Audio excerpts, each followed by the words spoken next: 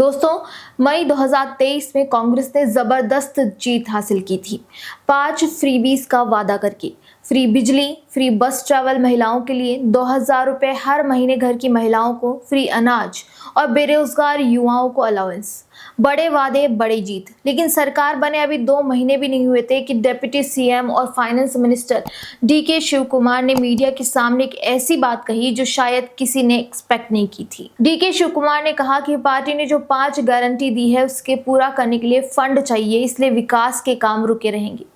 मतलब कि गारंटी पहले और विकास बाद में। अब आज 2.5 वर्ष बाद वही गारंटी स्कीमें राज्य की फाइनेंस को हिला रही हैं।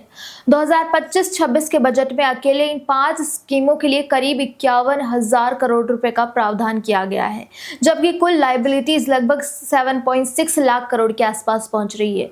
यानी जो पैसा नई सड़कों, इंडस्ट्रियल कॉरिडोर, शहरी इंफ्रास्ट्रक्चर, लॉजिस्टिक हब या मैन्युफैक्चरिंग इकोसिस्टम पर लग सकता था, वो सब हर साल रेवेन्यू स्कीमों में जा रहा है। कर्नाटक के बारे में कहा जाता है कि यहाँ टेक इकोसिस्टम स्ट्रांग है, ग्लोबल कैपिटल आ रहा है, मैन्युफैक्चरिंग में भी पुश है, यानी स्टेट हाई ग्रोथ ट्रैक पर जा सकता था। लेकिन अब खुद मंत्री और विधायक मान रहे हैं कि कैपिटल एक्सपेंडिचर के लिए रेवेन्यू बैंडविड्थ बिल्कुल सिकुड़ रही है, और यही बात इंडस्ट्री की तरफ से भी बार बार उठाई जा रही है। और ये क्राइसिस अचानक नहीं आई है। जब 2023 में ही डीके शिव कुमार का सटीक बयान था कि we will not be able to provide for development this year, we will have to keep aside ₹40,000 crore for implementing guarantees. उस समय भी उन्होंने माना कि इरिगेशन और पब्लिक वर्क्स जैसे डिपार्टमेंट्स को फंड देना मुश्किल होगा, और एमएलए से 1 साल तक ग्रांट नहीं मांगने की अपील की थी। मतलब ये कि अगर फाइनेंस मिनिस्टर को डे 1 से पता था कि डेवलपमेंट्स के लिए पैसे नहीं है, तो इलेक्शन से पहले ये वादा क्यों किया गया?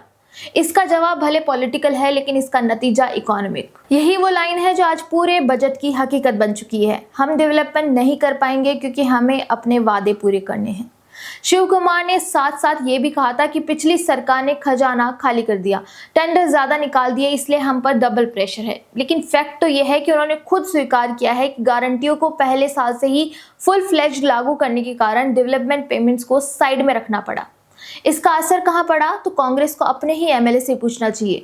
कोपल के एमएलए राघवेंद्र हिटनल, जो सिद्धारमैया के करीबी माने जाते हैं, उन्होंने जनवरी 2025 में कहा कि गारंटी में पैसा जा रहा है, डेवलपमेंट के काम रुके हुए हैं। पीडब्ल्यूडी मंत्री सतीश जारकीहोली ने स्कीम्स की रिव्यू की बात की। कांग्रेस एमएलए राजू कागे ने तो रिजाइन करने की धमकी ही दे दी। कहा कि कॉन्स्टिट्यूएंसी में 2 साल से एक काम नहीं हुआ। ये रिबेल्स नहीं है दोस्तों, ये सरकार के अपने ही लोग हैं जो अब चिल्ला रहे हैं।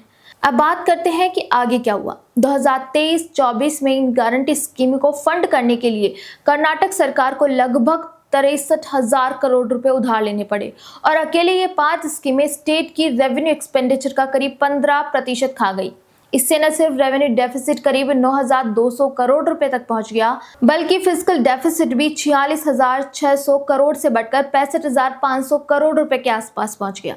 सीएजी की रिपोर्ट में साफ कहा गया कि गारंटी स्कीमों के चलते कैपिटल एक्सपेंडिचर में करीब 5200 करोड़ रुपए की कटौती करनी पड़ी, और अधूरे प्रोजेक्ट्स की संख्या 68% तक बढ़ गई, जो भविष्य की ग्रोथ के लिए खतरनाक सिग्नल है। यानी जो पैसा नई इंडस्ट्रियल टाउनशिप, मेट्रो नेटवर्क, सिंचाई प्रोजेक्ट या लॉजिस्टिक पार्क में लगता, वो अब फ्री बिजली, मुफ्त बस यात्रा और कैश ट्रांसफर में डाइवर्ट हो रहा है। सरकार कह रही है कि इससे लोकल इकोनॉमी में डिमांड बढ़ी है, असमानता घटी है और ह्यूमन कैपिटल को सपोर्ट मिला है।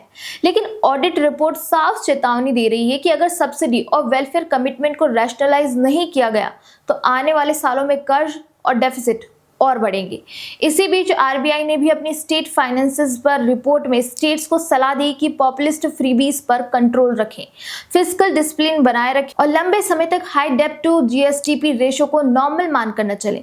रिपोर्ट में कहा गया कि कई राज्यों में रेवेन्यू डेफिसिट और फिस्कल डेफिसिट 3% जीएसडीपी के लॉन्ग टर्म टारगेट से ऊपर जा चुका है, और अगर सोशल सेक्टर स्कीमें बिना सोचे समझे बढ़ाई गई तो कैपिटल इन्वेस्टमेंट दब सकता है। कर्नाटक जैसा हाई ग्रोथ स्टेट अगर लगातार उधार लेकर रेवेन्यू स्कीमें चलाता रहा, तो ये पैटर्न बाकी राज्यों को भी रिस्क में डाल सकता है। आज स्थिति ये है कि 2025-26 के लिए 5 गारंटी स्कीमों पर अनुमानित सालाना खर्च 55 से 60,000 करोड़ रुपए के बीच माना जा रहा है। उधर स्टेट की कुल लायबिलिटी 7.6 लाख करोड़ के आसपास पहुंचने का अनुमान है, यानी भविष्य में रीपेमेंट का बोझ और बढ़ेगा। अंदर खाने मंत्री और एमएलए अब खुलकर कह रहे हैं कि गारंटी तो पॉलिटिकली इरिवर्सिबल है, लेकिन इनके कारण इंफ्रा और इंडस्ट्री के लिए स्पेस लगातार सिकुड़ रहा है।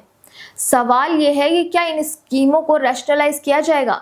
फिलहाल लोकल बॉडी इलेक्शन सामने हैं और कांग्रेस गारंटियों को अपनी पॉलिटिकल आइडेंटिटी बना चुकी है, इसलिए गंभीर रीथिंकिंग की संभावना कम दिखती है। सरकार शायद कुछ टेक्निकल एडजस्टमेंट करे, जैसे एलिजिबिलिटी टाइट करना या अलॉटमेंट थोड़ा कम ज्यादा करना, लेकिन मूल स्ट्रक्चर वैसा ही रह सकता है। अब सवाल है कि सरकार क्या कर रही है। एक तरफ स्कीम्स बंद नहीं होगी क्योंकि लोकल बॉडी इलेक्शंस आने वाले हैं और पॉलिटिकली वो ये अफोर्ड नहीं कर सकती। दूसरी तरफ रेवेन्यू कम हो रही है, बोरोइंग्स बढ़ रही है और इंटरेस्ट पेमेंट्स का बोझ इतना बढ़ेगा कि 2028-29 तक अकेला इंटरेस्ट पेमेंट 67,543 करोड़ हो जाएगा, जो कई डिपार्टमेंट्स के पूरे बजट से ज्यादा है। कर्नाटक एक बड़ा सवाल बन चुका है। क्या इलेक्शन जीतने के लिए किए गए वादे एक रिच और इंडस्ट्रियल स्टेट की ग्रोथ ट्रेजेक्टरी को पटरी से उतार सकते हैं? कमेंट में बताइए। वीडियो पसंद आए तो लाइक, शेयर एंड सब्सक्राइब करना ना भूलें।